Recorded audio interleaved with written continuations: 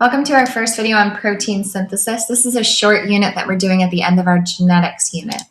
So the essential questions we'll be looking at is how is DNA's code expressed? So in genetics, we talked about genotype and phenotype.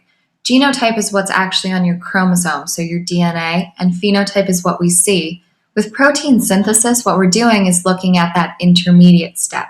How do we get from DNA on your chromosomes to what we actually physically see manifested in an organism? And the second thing we'll be looking at is how can a change in DNA's code affect living things? So we'll be looking at mutations. DNA stands for deoxyribonucleic acid. DNA, we know, is the instructions to not only create you, yourself, but also to run you, so for you to be able to function. The structure right here, here's your image, is your double helix structure.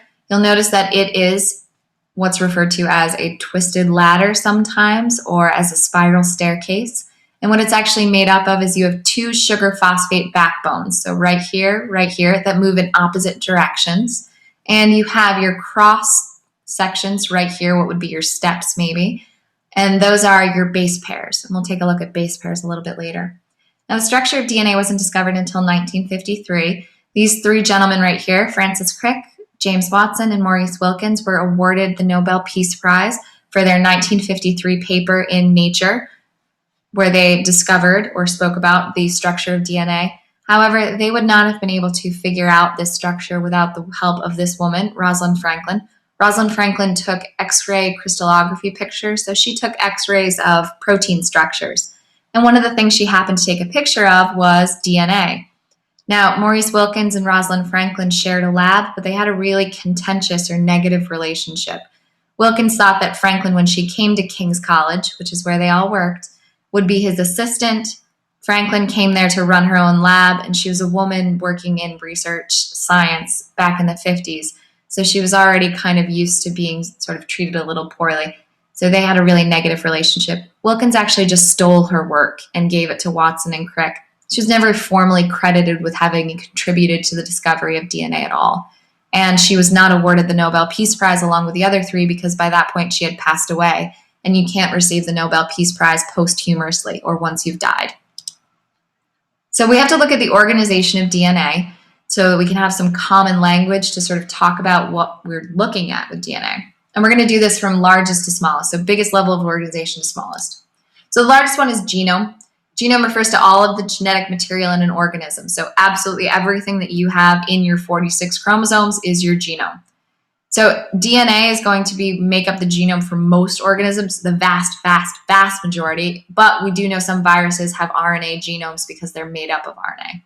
And this is going to include not only DNA that codes for proteins, so it actually is used to make something for you, but also junk DNA that isn't really directions to make anything. Genome's all of everything.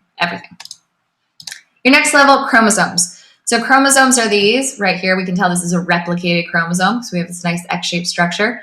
These are your tightly wound structures that are your organized DNA. We know that humans have 23 pairs of chromosomes, which gives us a total of 46. Now on your chromosomes, what you have are genes. So genes are just the sections of chromosomes that code for a protein. One gene codes for one protein. The protein is the actual what we see. So you are made up of proteins. Your hair color is proteins. Your eye color is proteins. It's all proteins. And that comes from your genes. Your genes tell your cells what proteins to make, and then it is what we see that is the protein. So not all DNA actually codes for proteins. That's our junk DNA. Next level of organization, your genes are made up of nucleotides. Now, if you remember from organic molecules, nucleotides are the monomers of DNA or RNA, which are your nucleic acids. So when scientists communicate about DNA, they identify these nucleotides just by their nitrogenous bases. So here's your general structure. So here's DNA. I can tell it's DNA because I look at the sugar and it's deoxyribose.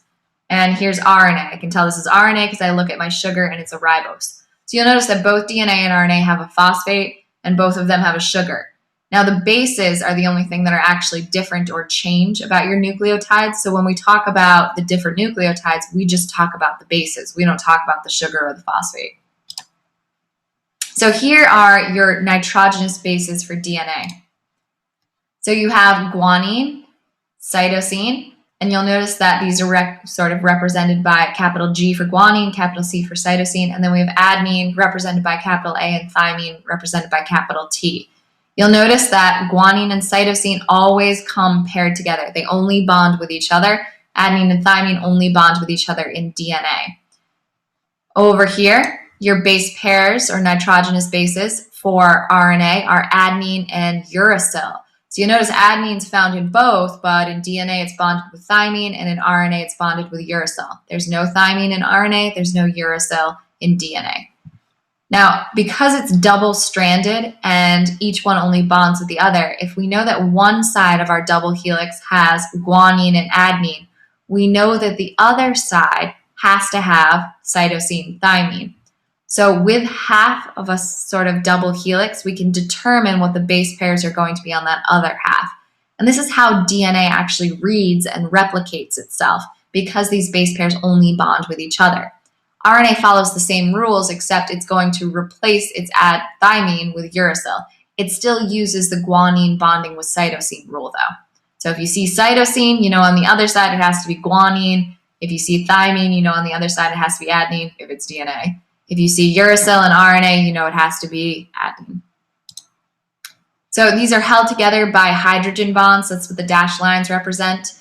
And here are a couple terms that are also used to describe these molecules. So purines, which are your double rings, guanine and adenine. If you see the double rings, that's a purine. If you see a single ring, like in cytosine, thymine, and uracil, those are pyrimidines. You'll notice that your double-stranded purines only bond to single-ringed pyrimidines. So your three differences, summing up between DNA and RNA. DNA is double-stranded, RNA is single-stranded. DNA uses deoxyribose sugar RNA uses a ribose sugar. In DNA, there's thymine bonded to adenine, and in RNA, it's uracil bonded to adenine. The best analogy I've ever come across for understanding the different levels of organization of DNA is the book analogy. So if you think of your genome, so all of your DNA as being an entire book, the chromosomes are going to be the chapters in that book. So a human has 23 chapters because we have 23 chromosomes, different chromosomes. Now in each chapter, chapters are made up of paragraphs, just like chromosomes are made up of genes. And just like paragraphs are written in the alphabet, the 26 letters of the alphabet, genes are written in the 4 letters of DNA, adenine, thymine, guanine, cytosine. So a little comprehension check. The first one, in DNA, what nitrogenous base does cytosine bond with? Good, hopefully you got that that's guanine. Number 2, in DNA, what nitrogenous base does adenine bond with? So hopefully you got that since it's DNA, it's going to be adenine bonded with thymine. Switch it up. In DNA, what nitrogenous base does cytosine bond with? So good. It doesn't matter if it's DNA or RNA. It's always cytosine bonded with guanine. Those are the pairs. Number 2, in RNA, what nitrogenous base does adenine bond with?